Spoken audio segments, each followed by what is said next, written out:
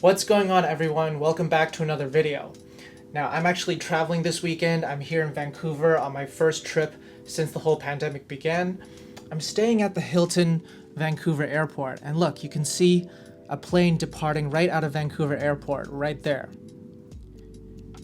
Now, I'm actually going to make a separate video about this whole trip, but in today's video, I wanted to talk a little bit about something that we don't usually give much attention to here on this channel.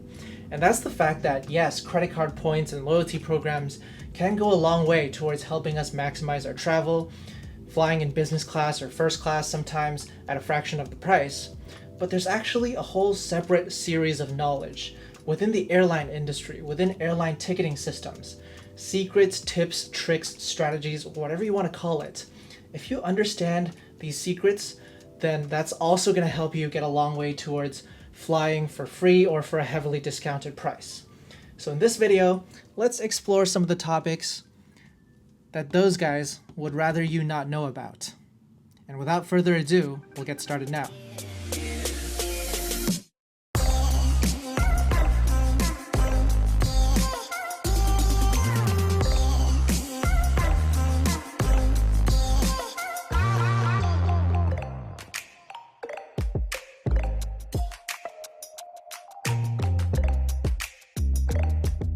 Alright guys, so let's talk a little bit about the secret sauce when it comes to booking your airline tickets.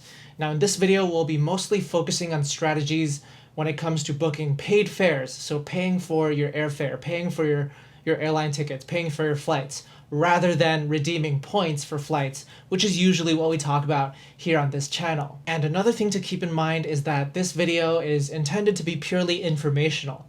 It's supposed to be a frank discussion of the risks and rewards of some of the things we're going to talk about, rather than an endorsement of those practices, rather than me sitting here and saying, this is what you should do, but rather, you should be aware that it's possible to do this, 1, 2, and 3. And what are those 3 things that we're going to talk about?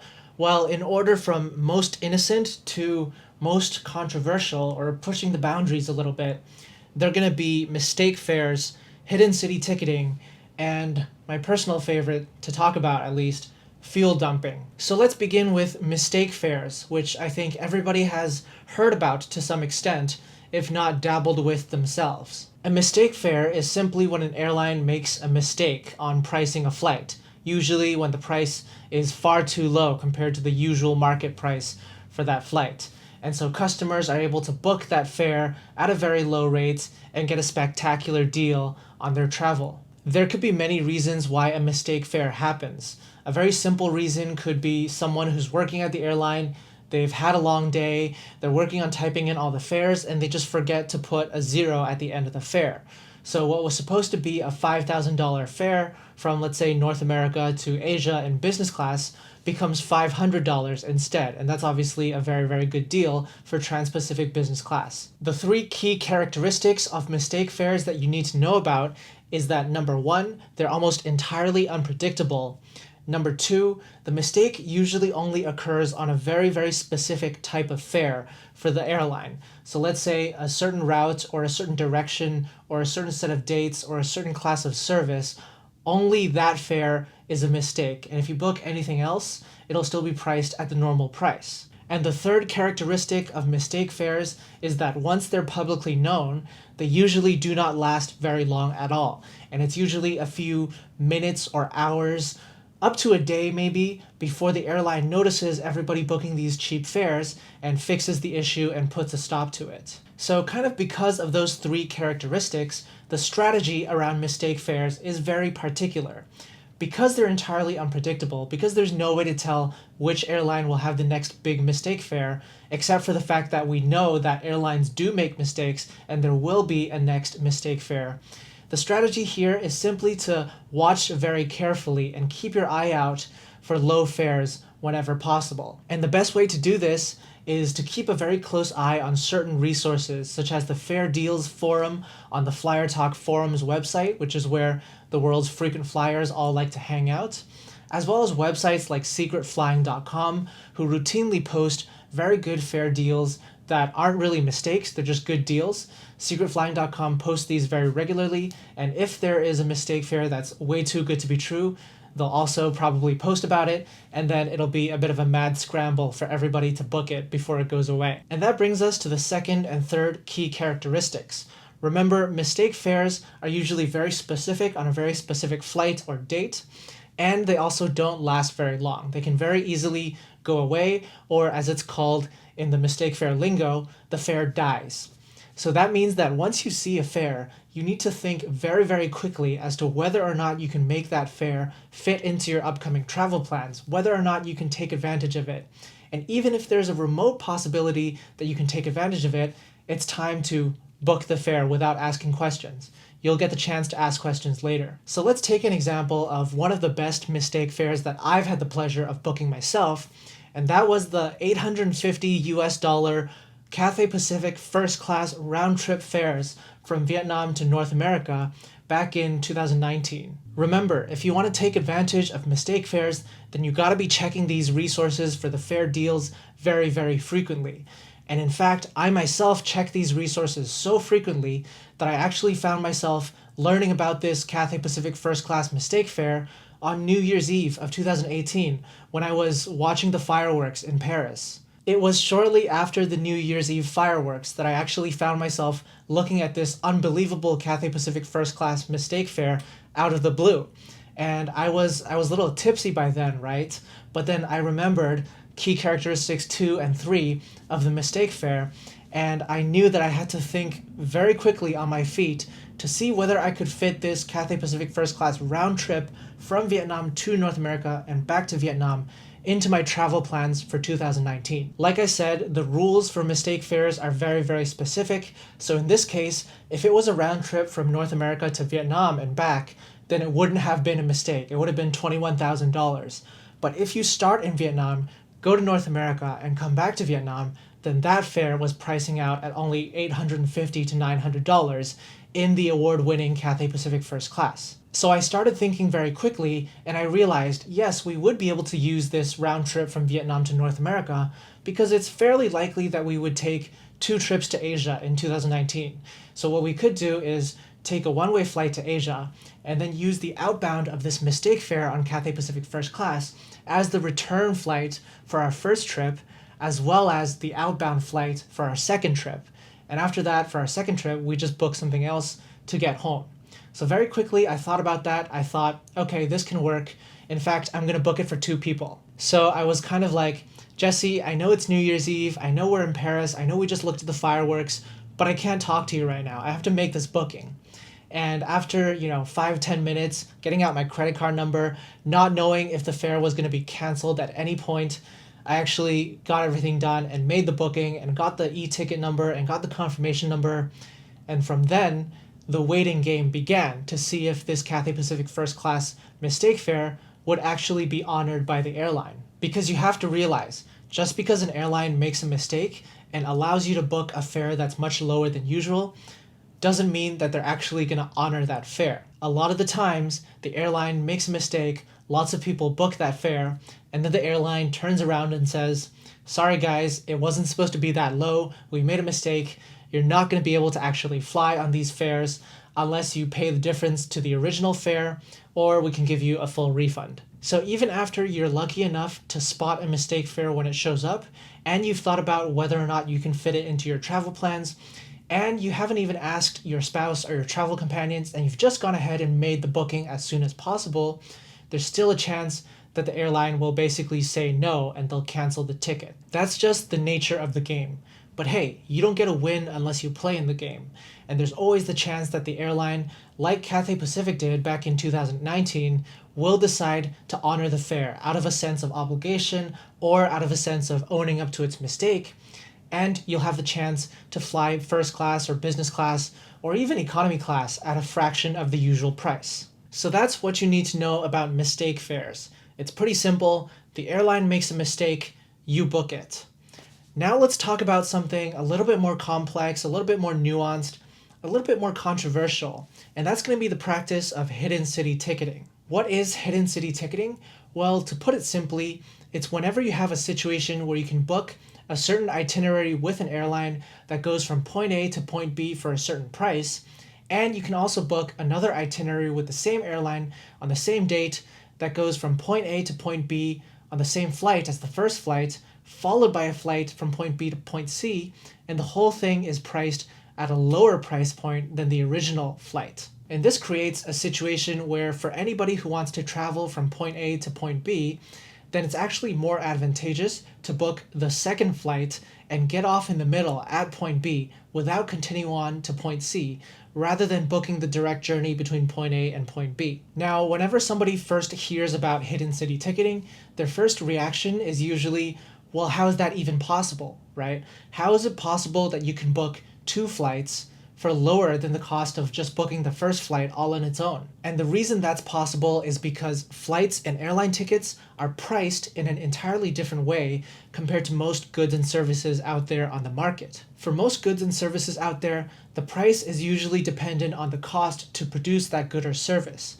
But for flights and airline tickets, the price is less dependent on, the cost of fuel and the cost of the crew and the cost of the food, but rather it's based on demand. It's based on squeezing out every dollar that people would be willing to pay for those flights. So if we go back to our two flight bookings, the first flight between point A and point B is a direct flight, so it's more likely that people will have greater demand for it, and that's why it's priced at a higher level. Compared to the second itinerary, where there's a layover in point B between point A and point C, since it's not direct, it's likely that people will have less demand for it, and so the price is lower. That's a very simplistic way of putting it, and there are actually so many more factors at play when it comes to airlines determining the price, but that's just a very simple way of understanding how the pricing of flights differs from, let's say, pricing of the items in your supermarket. Now, because the airlines price their flights in this very specific way, they actually really don't like it when people engage in hidden city ticketing, and they specifically call out this practice as a prohibited practice in the contract of carriage, which is the contract that's signed between you and the airline whenever you purchase a flight. And the reasons that the airlines are so against it is because obviously they'd rather that you just paid the higher price for the A to B flight rather than the lower price for A to B to C and getting off at the intermediate point in B. Let's look at a few real-world examples. New York to Charlotte on American Airlines is more expensive than New York to Charlotte followed by Charlotte to Miami, even though that first flight is the exact same flight and you could find yourself sitting in the exact same seat. Similarly, Denver to Chicago on United is more expensive than Denver to Chicago to Cleveland. And if we take a look at international travel, Oslo to Frankfurt to Los Angeles on Lufthansa round trip is actually cheaper than Frankfurt to Los Angeles direct, even though there are two extra flights involved. Now, why did I choose these examples? Well, these three airlines are actually very well known for being extremely against the practice of hidden city ticketing. American Airlines and Lufthansa have both been known to go after frequent flyer members who've regularly engaged in this practice and taken action against their frequent flyer accounts, whereas United tried to sue the guy who founded the skiplag.com website, which is a website that automatically searches for hidden city tickets whenever you search for a flight. Obviously a website that was intended to help people unlock cheaper travel, but United took a different view of things and said that he was specifically targeting the weakness in the airline ticketing systems and causing them to lose out on revenue. Anyway, that brings me to the risks of hidden city ticketing, which I think is very, very important to emphasize. If anybody chooses to book a hidden city ticket, it had better be on a one-way journey. Because the rule with airline tickets is if you miss or no-show any flight on your itinerary, then the rest of your itinerary gets canceled. There's also other risks to keep in mind, such as it's best not to have any checked bags with you because the airline could easily check the bag all the way to your true final destination, and then you wouldn't be able to pick up your bag when you actually get off the plane and leave the journey at the intermediate point. Similarly, if anybody's flying a hidden city ticket, then they have to keep in mind the risk that their first flight A to B gets canceled or delayed, and then the airline proactively rebooks them on a direct flight or an alternative flight from A to C instead. Because if they really wanted to go to B, then you don't actually want to be rebooked onto C, but there's no way to explain to the airline that actually you need to be in B without admitting that you're trying to pull off something under the table, some hidden city ticketing. And finally, look, the airlines know full well that hidden city ticketing happens. It's going to cost them a lot of money and energy to actually go out and enforce this rule against hidden city ticketing.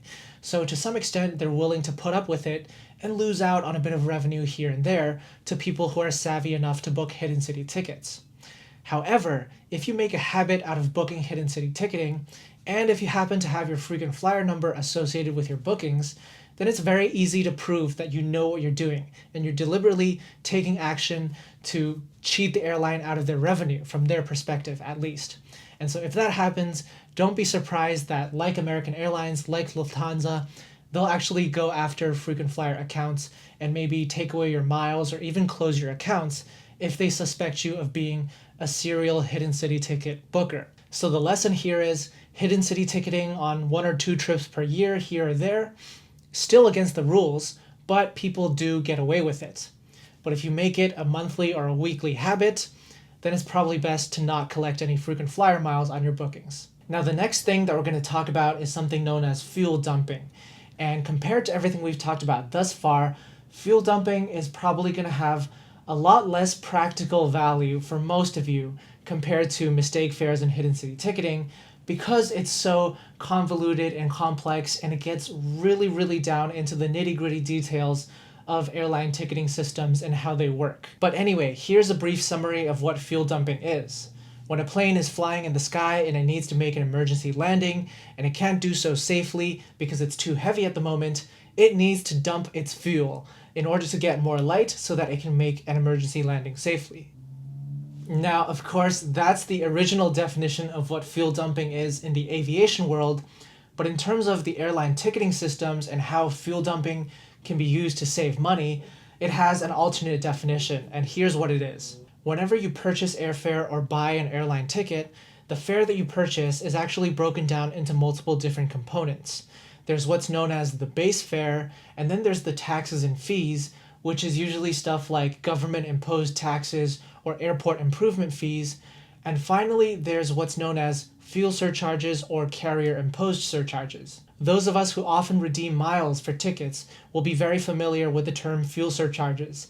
And fuel surcharges are also present when you pay for tickets. They're also a component of the overall fare. Now, the composition of these components varies from airline to airline. Some airlines choose to have a lower base fare with a higher fuel surcharge, whereas other airlines have a higher base fare and a very low fuel surcharge or no fuel surcharges. Now, the very interesting thing is when you combine multiple airlines' flights on the same ticket, sometimes that can cause the airline's ticketing systems and pricing systems to essentially short circuit and forget to charge the fuel surcharge. So essentially what you've ended up with is you only have to pay for the base fare of the first ticket, you only have to pay for the base fare of the second ticket, you only have to pay for the government-imposed taxes and airport improvement fees. But if these are all very small compared to the fuel surcharge that was originally part of the ticket, then you would have saved 75%, 80%, 90% of the price of the ticket as a whole, just by adding another segment at the end on a different airline. Let's take a real life example, because that's going to make things a lot more clear. And this is an example of a fuel dumped flight that I myself actually took back in 2016. I booked a round trip flight from Boston to Lisbon to London and back on TAP Air Portugal. And that flight normally would have cost me about $800 in economy class. However, at the end of the itinerary, I added a completely unnecessary one-way flight from La Rioja to Catamarca in northern Argentina on the Argentinian national airline. And this flight was scheduled for 4 months after my original trip, but the very fact that it was combined with my round-trip flight on TAP Air Portugal meant that the price of the entire journey dropped down to about $200 in economy class. So essentially what's happening here is that TAP Air Portugal has a fixed set of rules as to when to apply the fuel surcharge to the fare and when not to apply the fuel surcharge. And then at the same time, Aerolíneas Argentinas also has a set of rules as to when and when not to apply the fuel surcharge. And when both of these airlines are combined on the same ticket, the two rules kind of short-circuited each other and none of the fuel surcharges got applied, so that reduced the overall cost of the ticket from $800 to $200. Now, in the fuel dumping lingo, the Argentina flight would have been known as the 3X, or a third strike. And what a third strike means is that it's the third one-way flight on the whole itinerary because it's preceded by a round-trip flight which consists of 2 one-ways. And what the third one-way flight does is that it strikes the fuel surcharge away from the overall ticket, meaning that the overall cost of the whole ticket is reduced drastically. So the 3x is obviously very powerful in potentially reducing the cost of all your flights by 75% or more. And so now you're probably wondering, well, which airlines can be combined with which other airlines as a 3x to save 75% or more on all my flights going forward? And that's where the big secret lies. Because think about it, the airlines would very quickly kill the opportunities if these 3x or third strikes were openly known and talked about. And so people who know about 3x's and third strikes and which airlines work with which other airlines to kill the fuel surcharges, they'll never tell you openly unless they get something in return. And so the result of this hush-hush situation is that there's actually one centralized thread on the Flyer Talk forum where everybody who's interested in fuel dumping goes to chat. And this thread is like 3,000 pages long. And if you're a newbie who shows up to the thread and asks, basic questions about fuel dumping, you'll just be told, read the thread and then comment. It's very much not a friendly place to newbies at all. And in fact, it's pretty much openly antagonistic to newbies, and that's how they like it. Because people who know about third strikes or 3x's and they know how to save 75%, 80%, 90% on the cost of air travel are not eager to share their secrets with outsiders. And so that's why I say that fuel dumping probably isn't going to be of practical value to many of you watching this video today, because it simply takes way too much of your time and energy and dedication to actually figure out the secret third strikes and 3x's to make everything work.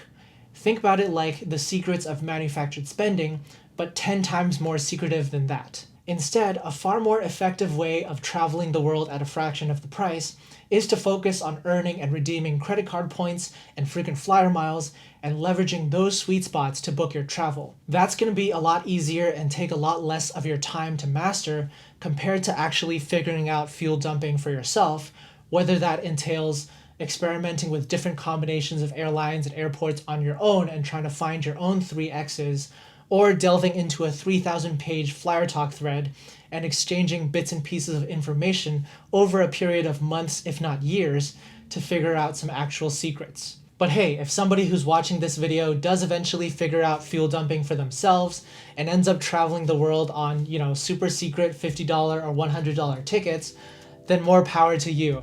You're smarter than I am, because I haven't figured it out myself. Anyway, that's where I'm going to end today's video. I hope you've enjoyed our discussion of the airline secrets and the things to know when booking your flights, and that you've picked up a few tips and tricks of your own when it's time to book your next trip, or at least to play around with the search engines to get a better understanding. If you enjoyed the video, make sure to hit the like button and subscribe to the Prince of Travel YouTube channel. Just click the subscribe button below the video. And let me know in the comments, have you ever benefited from an airline's mistake fare before? And also let me know if you enjoyed today's topic and if you think we should do more videos of this sort in the future. And I'll see you next time. Fuel dumping. Now, I think some people might be upset with me for talking about fuel dumping so openly, but hey, for reasons that'll become clear, I don't think there's really any reason to be upset. It's purely a frank discussion of the risks and potential rewards. La Rioja en Catamarca.